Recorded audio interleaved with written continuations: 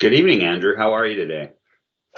I am fantastic, Ryan. So welcome again to another session of the Ryan and Andrew show. I think, I'm Andrew Lowe's, and with me I have, of course, my good friend, Ryan McKay. And, together we're gonna talk about a couple of things here today. So we wanted to talk today about kind of what is the difference between Azure Active Directory and having a server running in Azure as a virtual machine. And let's keep it clear as mud right at the start. So let's talk about the difference between Azure Active Directory and Windows Server Active Directory. But let's throw the monkey wrench, as it were, that server is running in Azure. So we wanted to talk kind of around that confusion, because there's lots of confusion when it comes to kind of the architecture, the design. How does it live in Azure?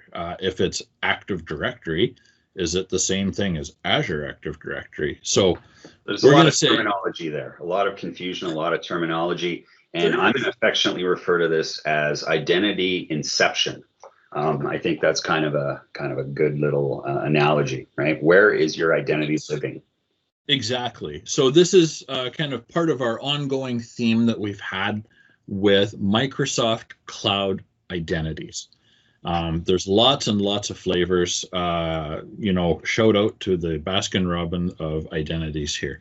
So, I think for me, the first thing I think of is it's different, because what we're talking about is the hosted VM is still Windows Server Active Directory. So it's still a traditional on-premises technology inside Windows Server. It's a Windows Server technology. So it's a VM, it's a virtualized server, but it's still Windows Server. And just the complicated part is it's hosted in Azure. So not that that's complicated, it's just adds to the confusion. It's a layer, right? Yeah, it's very similar to most mid-large enterprises may have multiple data centers, geographically separated. It just so happens that this data center is up in the Microsoft Azure cloud. Absolutely, yeah. So, the kind of the next piece is, let's talk about Azure Active Directory. So this Azure Active Directory is the cloud native service offering from Azure.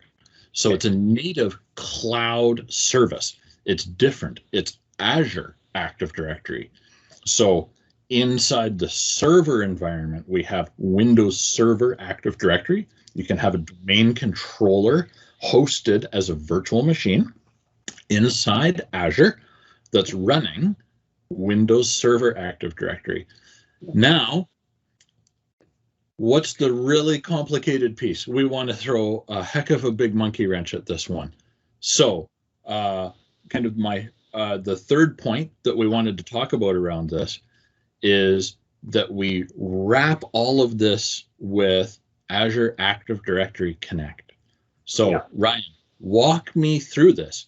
I have a VM that's hosted in Azure. On top of that, what do we have? On top of that, you have Azure Active Directory, which, as you said, is the native identity for the Azure cloud. In order to get that connectivity, VPN connection between your on-prem network, up into Azure, you can spin up a VM, as I said earlier. It's just as if you were spinning up a VM within another data center. It just so happens that data center is Microsoft and that data center is in Azure. And then within that particular VM, it has connectivity back on-prem. Also, hot tip, really good for DR purposes to have a virtual domain controller in a cloud services provider, preferably Microsoft, because again, the name of my podcast is Microsoft Cloud Quick Fix. Shameless plug, Microsoft, do the right thing. I wish, brother, I wish. But once you have that connectivity, it's you set it up as a separate site in Active Directory sites and services, and you provision the Windows virtual machine, and configure it as you would per normal company standards, and promote that domain controller, provided that you have network connectivity, and of course, the other prerequisites with creating a domain controller. This thing this process is very simple to follow, and very easy to implement, with your network team, of course. And what you gain from that is, again, that flexibility of having that domain controller natively in Azure. And then you can rely on that for doing, Active Directory authentication natively within your Azure environment. So you're saving on traffic coming back on-prem or otherwise. Again, to Andrew's point, the Azure Active Directory sits, sort of on top of Azure. What you could use that for, and circling back to the AD Connect component that we've spoken about in the past, is in environments that I've worked at, I've created permissioning models for individual Azure resources, but created them in on-prem groups. Added bonus with that is your existing help desk doesn't need any special permissions in Azure to add people into security groups that may be used, for instance, to access servers, to read Azure server metrics, this, that, and the other. So Absolutely. very handy to have. Yeah, we can apply a lot of Azure RBAC, right? The roles, and it makes it way easy to manage. So really, in our primary question for today is, what's the difference? Is it the same having a domain controller hosted in Azure as a VM that has Windows Server Active Directory running on it? Is that the same as having Azure AD because the VM is hosted in Azure? So I think we've established, no, it's a little different. Actually, It's a little different. So, we have, again, kind of a little bit individual targeted technologies. I kind of think of them as targeted. So we have on-premises, our traditional Windows server, and on top of that, we promote that Windows server to a domain controller.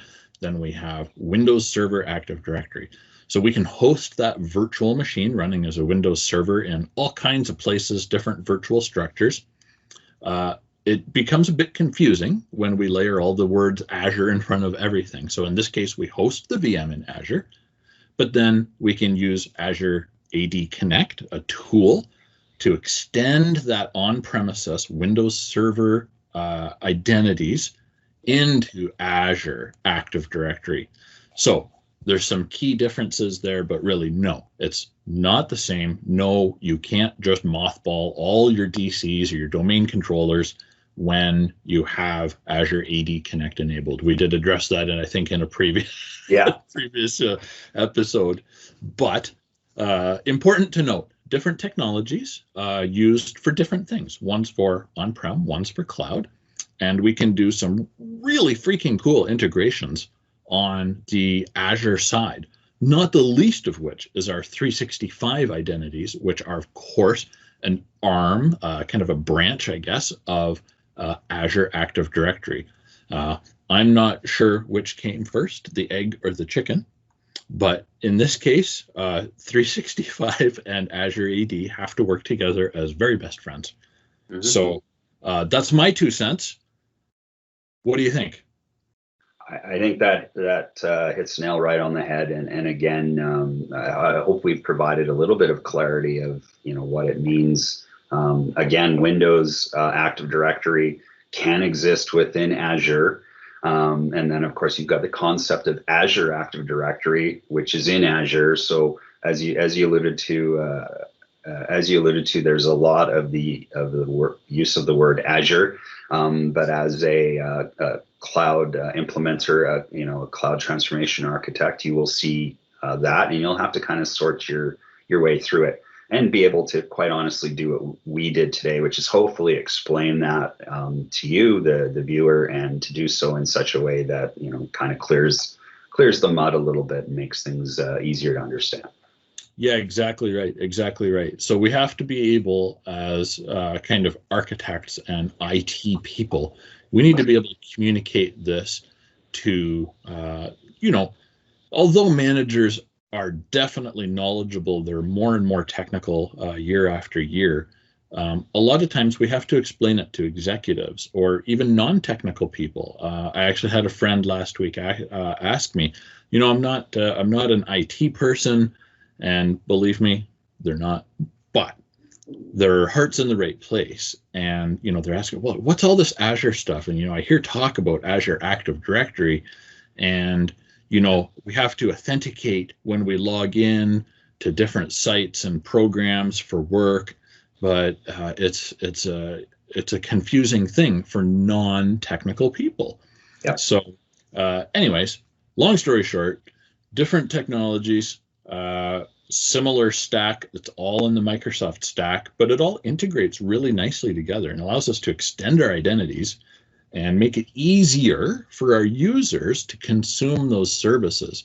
So we'll have to maybe put a special pin in talking about some SSO. Yeah, for later. Yeah, but I think we've answered our questions. So I'm going to wrap it up. I think for the first time ever, we might be under 10 minutes. I know.